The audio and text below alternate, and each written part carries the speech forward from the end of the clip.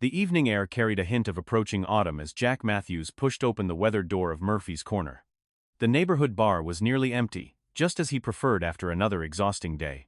He nodded at Murphy, who already had his usual draft waiting, and settled onto his familiar stool. He barely noticed when she entered designer suit, elegant watch, not a hair out of place. She chose a seat 3 stools away, placed her phone face down, and ordered whiskey. Two strangers sharing nothing but proximity and quiet jazz. Then, without warning, she turned toward him with unexpected intensity.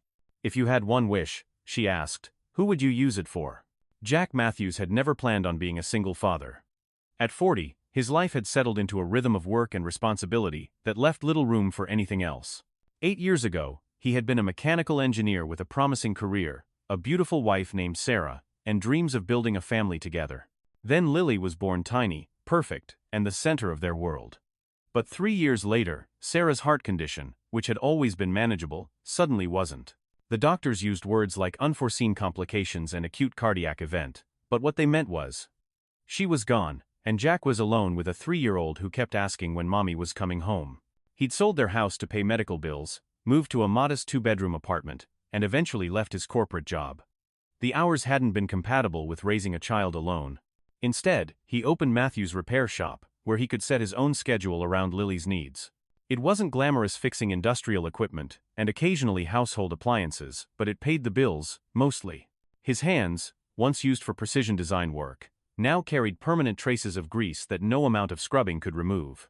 At home, he'd become both mother and father to Lily, now 8.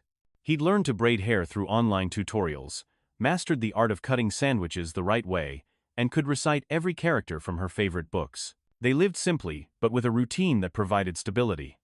Every night, weather permitting, they would spend 10 minutes on their small balcony looking at the stars. Jack had taught Lily to find the North Star, explaining that no matter how lost you feel, there are fixed points to guide you home. The life he'd built wasn't what he'd planned, but it was theirs, and he protected it fiercely. Dating seemed impossible both logistically and emotionally. Sarah's absence remained a presence in their home, not as a ghost, but as a foundation. Jack hadn't had a conversation with an adult that wasn't about work or Lily's education in longer than he could remember. Until tonight. Elena Winters, at 35, had achieved what most would consider the pinnacle of success. As the founder and CEO of Horizon Tech, she'd built a company valued at over $300 million in just under a decade. Industry publications regularly featured her as one of the most influential women in technology. Her calendar was perpetually filled 6 months in advance with speaking engagements, board meetings, and investor pitches. The daughter of renowned academics, Elena had been raised with the clear understanding that achievement was the only acceptable currency. Her parents had provided every educational advantage, while remaining emotionally distant. By 16, she'd been accepted to a prestigious university. By 24, she'd secured her first round of major funding for her startup. By 30, she'd been featured on the cover of Business Innovator magazine. What those glossy features didn't show was her empty penthouse apartment with its spectacular view that she rarely had time to appreciate. They didn't capture the exhaustion that had become her constant companion, or the way her executive assistant now knew more about her dietary preferences than any friend or family member. 6 months ago, she'd ended her engagement to another tech executive when she'd overheard him discussing their relationship as a strategic partnership with beneficial synergies for both their companies. Elena had everything except someone who saw her as more than what she could provide: funding, connections, status, or innovation. She had people who needed her decisions, her signature, her presence at events, but no one who simply needed her. The weight of being Elena Winters had become almost unbearable, which is why she'd slipped away from her driver tonight, walked 6 blocks to an anonymous bar, and asked a stranger a question she'd never dared ask anyone in her actual life.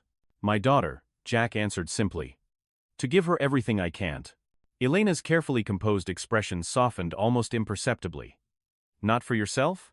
"She is myself," Jack replied, surprised by his own candor with this woman he'd never met. And so began a conversation between two people who, by all outward measures, should have had nothing to say to each other.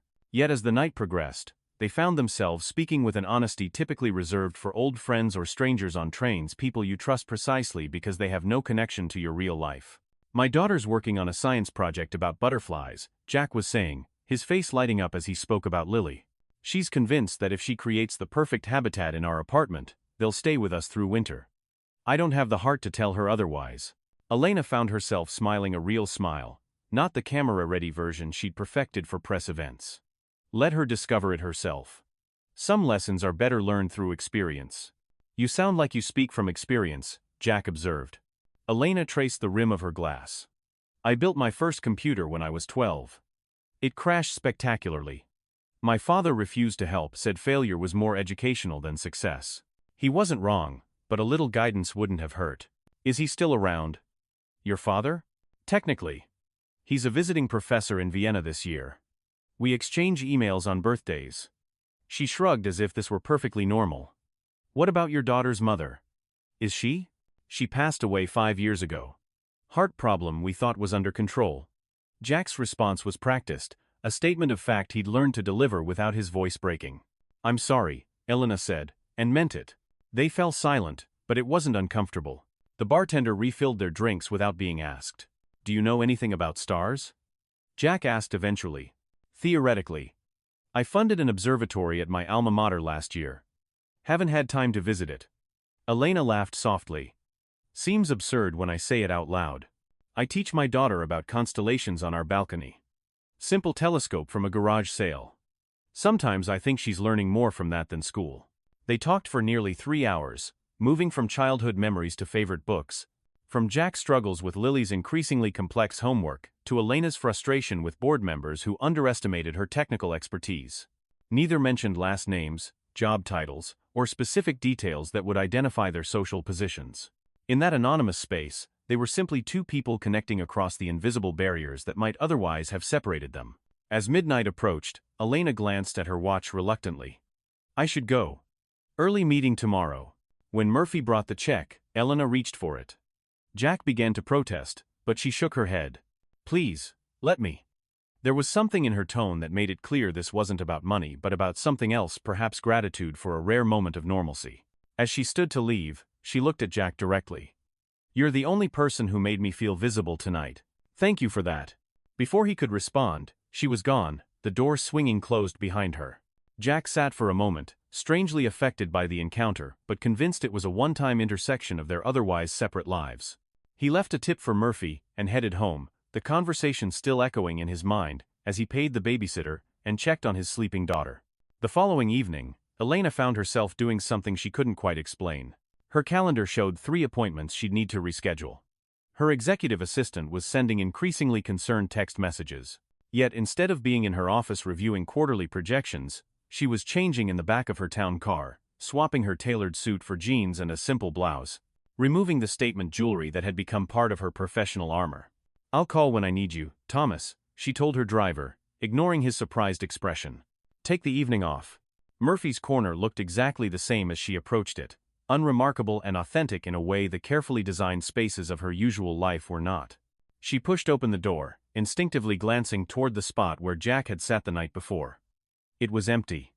Elena chose the same stool she'd occupied previously and ordered the same whiskey. She waited, sipping her drink slowly, occasionally checking the door whenever it opened. The minutes stretched into an hour, then 2. The other patrons came and went, a couple celebrating an anniversary, a group of office workers unwinding after their shift, a woman about Elena's age who sat alone with a book. But no Jack. Murphy refilled her drink without comment, though Elena caught him studying her with quiet curiosity. He doesn't come in every night, Murphy finally said, wiping the counter. Usually just Tuesdays and Fridays after work. Elena felt a flush of embarrassment at being so transparent. We just had an interesting conversation, I thought. She trailed off, unsure how to explain something she didn't understand herself. Murphy nodded as if this made perfect sense. Jack's a good man. Been coming here since his wife passed. Doesn't talk much to strangers, though. You must have made an impression.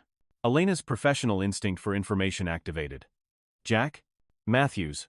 Runs Matthews Repair Shop over on Westfield. Fixes just about anything mechanical. Murphy supplied this without apparent concern for his regular's privacy. Good with his hands. Rebuilt my refrigerator unit last summer, when the supplier wanted to charge me double. Elena nodded, committing the details to memory. She finished her drink and reached for her purse, extracting a business card and a pen. After a moment's hesitation, she wrote on the back, "If you ever need more than an old repair shop, call me." She didn't sign it with her name, just her private number, the one only 5 people in the world had access to. Could you give him this? If he comes in again? She passed the card to Murphy. "Sure thing, miss." Elena left a generous tip and walked out into the night, turning once to look back at the bar with its weathered sign and dim lighting. Something about this unremarkable place had offered her more peace than her penthouse with its floor-to-ceiling windows and imported furnishings ever had. She couldn't explain the pull she felt toward a man who knew nothing about her world, but for the first time in years, she wasn't analyzing her own emotions for inefficiencies. She was simply feeling them. 6 days passed. Jack found the business card in his jacket pocket where Murphy had slipped it after his Friday night visit to the bar. He'd stared at it for a long time, running his thumb over the embossed lettering. Elena Winters, Chief Executive Officer, Horizon Tech. He'd looked up the company online, and found himself staring at photos of the woman from the bar, only now she was standing on stages, shaking hands with tech industry leaders, looking polished and untouchable. The articles described her as brilliant, uncompromising, and visionary. Jack had placed the card in his desk drawer and tried to forget about it. What could he possibly say to someone like her? Their worlds couldn't have been further apart. The brief connection they'd shared had clearly been an anomaly, a moment when two lonely people had temporarily stepped outside their real lives. He told himself it was better this way. On Thursday morning, Jack was called to the Meridian manufacturing plant to repair a critical piece of equipment. The facility produced components for several tech companies, and downtime cost thousands of dollars per hour. He was elbow deep in the machinery when he heard the distinct sound of high heels on concrete, accompanied by multiple footsteps and deferential voices. "We've increased output by 17% since implementing the new system, Miss Winters. The quality control metrics have improved significantly as well." Jack froze, then slowly extracted himself from the machine, wiping his hands on his work cloth. He turned to see a group of executives walking the production line, led by a plant manager who was gesturing enthusiastically. And there she was, Elena, dressed in a deep blue suit, nodding at appropriate intervals while asking pointed questions about efficiency and worker conditions. Their eyes met across the factory floor. For a split second, her professional mask slipped, revealing genuine surprise. She hesitated, then said something to her group before walking directly toward him. Jack became acutely aware of his worn work clothes and the grease stains on his hands. "Jack," she said simply when she reached him, as if his name held some significance she was still trying to understand. "Miss Winters," he replied formally, conscious of the curious glances from both her entourage and the plant workers. Her expression changed, almost imperceptibly. "Elena," she corrected. Then, more quietly, "I came back. You weren't there." The directness of her statement caught him off guard. "Why would someone like you want to talk to someone like me?" The question escaped before he could reconsider it. Elena glanced back at her waiting group, then at the workers pretending not to eavesdrop. "Walk with me," she said, not quite a request, but not quite a command either. They moved toward a quieter corner of the facility, their footsteps echoing in the cavernous space. "I don't need anything from you," she said when they were relatively alone. "Do you know how rare that is in my life? I just want someone who doesn't care who I am." "I know who you are now," Jack said, holding up grease-stained fingers. "And I'm very aware of who I am." "Are you?" Elena challenged. "Because I see someone who rebuilt his entire life around what matters most to him. Someone who talks about stars and butterflies with the same care he gives to machines. That's who I was talking to at the bar." Jack's defenses wavered. "And who were you at the bar?" "Someone who could breathe for the first time in years," she answered simply. "Will you meet me there tonight?" Not by accident this time. The question hung between them, weighted with possibilities neither had anticipated. Jack thought about his scheduled repair jobs, about Lily's homework, about the many reasons it made no sense to say yes. 8 o'clock, he said instead. That evening, Jack arrived at Murphy's Corner precisely at 8. Having arranged for his neighbor to watch Lily. He'd showered and changed into his one decent shirt, dark blue, long-sleeved, no visible wear at the collar. His hair was still damp, and he'd even trimmed his beard, feeling slightly ridiculous about the effort he'd put into his appearance. Elena was already there, seated at what he now thought of as her stool. She wore jeans and a simple sweater, her hair pulled back in a casual ponytail. Without makeup and corporate attire, she looked younger, softer somehow. When she saw him, her smile was different from any he'd seen before, neither the polite expression from the factory, nor the guarded one from their first meeting, but something genuine and a little uncertain. "You came," she said as he sat beside her. "So did you," he replied, noting that she'd placed her phone in her purse instead of on the counter. Murphy approached with knowing eyes. "The usual for both of you?" They nodded in unison, then shared a surprised glance at having established usuals after just one evening. "I suppose proper introductions are in order," Jack said when Murphy moved away. Jack Matthews, owner of Matthews Repair Shop, father to an 8-year-old butterfly enthusiast named Lily. Elena Winters, CEO of Horizon Tech, collector of impressive titles and empty achievements. She extended her hand with mock formality. He took it, his calloused palm against her smoother one. I wouldn't call a $300 million company an empty achievement. Depends on what you measure success by, Elena replied. Tell me about Lily's butterflies. And just like that, they fell back into conversation, as if no time had passed since their first meeting. Only now, there was an awareness between them of who they were beyond this bar, of the worlds they would return to when the night ended. Yet somehow, this knowledge didn't create distance, but instead, added a new dimension to their connection. 3 weeks later, Elena's town car pulled up outside Matthew's repair shop just after closing time. She'd texted Jack earlier, "Can I see where you work?" No ulterior motives, just curious. He'd agreed with characteristic brevity. Doors open until 6. The shop was exactly as she'd imagined, organized chaos of tools and parts, the scent of metal and oil, workspace showing years of dedicated use. Jack looked up from a disassembled motor as the bell above the door announced her arrival. "Sorry for the mess," he said, though he wasn't really. Elena shook her head, taking in the details with genuine interest. "It's perfect. Reminds me of my first workshop in college." Jack raised an eyebrow. "You had a workshop? Where did you think technology comes from? Clean rooms and computers?" She picked up a wrench, testing its weight with familiar ease. "I built prototypes with my own hands before I built a company." She moved around the shop, asking intelligent questions about his equipment, occasionally identifying tools or parts that surprised him. When she pointed out a more efficient way to arrange his inventory system, he found himself listening rather than bristling at the suggestion. "You're full of surprises, Elena Winters," he said as she examined a vintage motorcycle he was restoring for a client. "So are you," she replied, looking up with engine grease smudged on her cheek. Not many people would see past the CEO to the engineer underneath. Not many people would see past the repair guy too. He trailed off, unsure how to finish. "To the father, the astronomer, the man who rebuilds more than just machines?" She supplied, her eyes holding his. "I see you, Jack." The simple statement held more weight than elaborate declarations might have. In that moment, standing amid the tools of his trade, they recognized something fundamental in each other, a capacity to look beyond surfaces to what existed beneath. After closing the shop, Jack surprised himself by asking, "Would you like to come to dinner? At my place? Lily's been asking about the lady who knows about stars since I mentioned our conversations." The invitation hung between them, a significant threshold neither had crossed before. Elena hesitated only briefly. "I'd like that very much." Jack's apartment was modest, but welcoming, 2 bedrooms in an older building. Furnished with a mixture of practical items and personal touches. Family photos lined one wall, alongside Lily's artwork and a collection of books that revealed Jack's unexpected literary interests. Lily answered the door before Jack could reach it, bouncing with excitement at the prospect of a visitor. She was small for 8, with her father's brown eyes and a wild mane of curls she'd clearly inherited from her mother, based on the photos Elena had seen. "Are you Daddy's friend who knows about stars?" Lily demanded without preamble. "I know a little," Elena replied, crouching to Lily's level despite her designer pants. "But I hear you're the real expert." Lily beamed. "I can show you my constellation map. And my butterflies. They're in chrysalises now, which means they're changing even though we can't see it." "Sounds like people sometimes," Elena remarked, glancing up at Jack with understanding. 2 months later, a local business publication ran a feature titled Horizon Tech's Rising Trajectory. The article focused primarily on the company's innovative approach to sustainable technology, but included a photograph that captured attention across several industries. Elena Winters, CEO, leaving a modest apartment building in the city's western district, smiling in a way rarely seen in her professional appearances.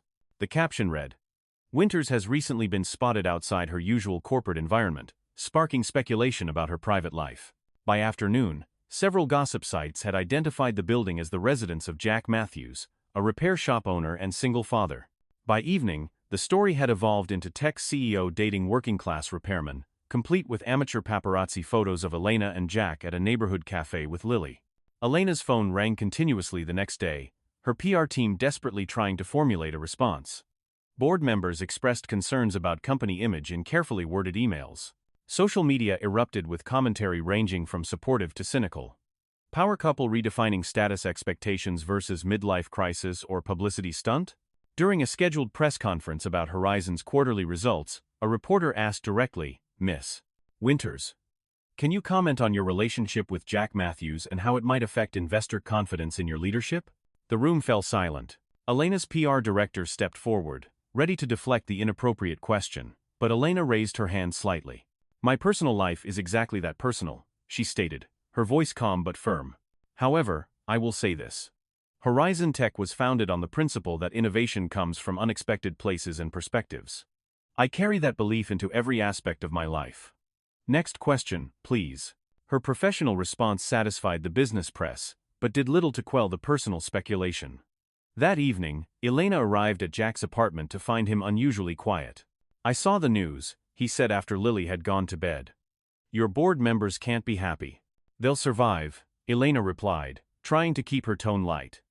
It's hardly the first time a CEO's personal life has been discussed, but usually it's about dating another executive or marrying into a prominent family. Not. He gestured to the modest apartment around them. Not dating a repair shop owner? Elena finished, a edge entering her voice. Is that what's bothering you? That you think you're somehow beneath me? Aren't I? Jack challenged. In their eyes? In the world's eyes? You've worked your entire life to build something extraordinary. I fix machines and struggle to pay for my daughter's school supplies. And that makes you less? Elena stood now, frustrated. Jack, do you think I'd risk everything I've built for charity? For some misguided attempt to appear down to earth? Give me more credit than that. Then what am I to you? Because I don't fit in your world.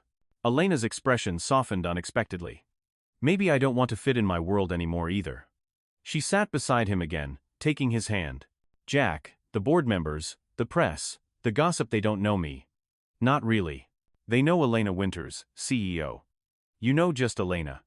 And Lily knows someone who explains constellations and checks on butterfly chrysalises. Those versions of me feel more authentic than the one I've spent years perfecting. 3 months into their relationship, Elena faced a business crisis requiring her full attention. She returned to workaholic patterns, canceling plans with Jack and Lily. Jack sent her a simple lunch to her office during a difficult day with a note. Remember to breathe. We'll be here when you're ready. Elena broke down in private, torn between career responsibilities and new emotional connections. She had to learn to integrate personal happiness with professional identity. When Lily fell ill and needed to be picked up from school, Jack was stuck at a remote repair job. In desperation, he called Elena, who left an important meeting without hesitation to help. She took care of Lily with unexpected maternal instinct, and when Jack returned, he found them asleep on the couch with a storybook. He stood watching them for a long moment, something shifting permanently in his heart. In sleep, Elena had none of her CEO polish or careful composure. She was simply a woman who had dropped everything to care for his child. 6 months into their relationship, Horizon Tech hosted its annual gala, a prestigious event attended by industry leaders, investors, and technology innovators from around the world. Elena invited Jack as her guest, publicly acknowledging their relationship in her professional sphere. During the evening, Jack overheard younger executives making dismissive comments about him being Elena's charity case or community outreach project. Elena confronted them directly, defending not just Jack but their relationship. Jack has forgotten more about practical engineering than most of Silicon Valley ever knew. His insights have already saved Horizon over $2 million in manufacturing inefficiencies. But more importantly, he's the most authentic person in this room. 9 months after their first meeting, Elena invited Jack to consult on a new educational initiative called Foundations that would bring practical technical education to communities with limited resources. For the first time, Jack felt their separate worlds beginning to align in a way that preserved the integrity of both. 1 year after their first meeting, Jack, Elena, and Lily returned to Murphy's Corner for dinner.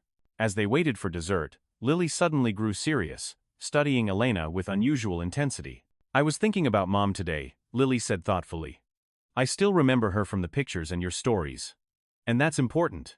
Very important, Jack agreed, his voice slightly rough. But I was thinking, Lily continued, her gaze moving to Elena, if I could choose another person to be in our family. I'd choose you. Elena's carefully maintained composure faltered. Her eyes filled with tears she couldn't hide. Is that okay to say? Lily asked uncertainly. I don't want to make anyone sad. Elena reached across the table, taking Lily's small hand in hers. That's more than okay to say. It's the most beautiful thing anyone has ever said to me. Jack watched them, his daughter and the woman who had unexpectedly become essential to both their lives, feeling a sense of completion he'd thought permanently beyond his reach after Sarah's death. You made us visible again, he said softly to Elena, echoing her words from their first meeting. Later that evening, after Lily had fallen asleep, Jack and Elena stood on his small balcony looking at the stars. The night was clear, the city lights creating a glow on the horizon but leaving the sky above them relatively dark. Do you remember your question? He asked. That first night? If you had one wish, who would you use it for? Elena recited. I was trying to understand what kind of man you were. And what did my answer tell you? That you were someone worth knowing. She turned to face him. I never asked what you would wish for now. Jack looked at her thoughtfully. Nothing, he said finally. For the first time in years, I don't have a wish. Just gratitude. Elena smiled, understanding completely. They had both spent years focused on what was missing: comfort and security for Jack, genuine connection for Elena. Now, they had found something neither had been looking for. Not a perfect fairy tale ending, but a beginning built on mutual healing and the simple miracle of being truly seen.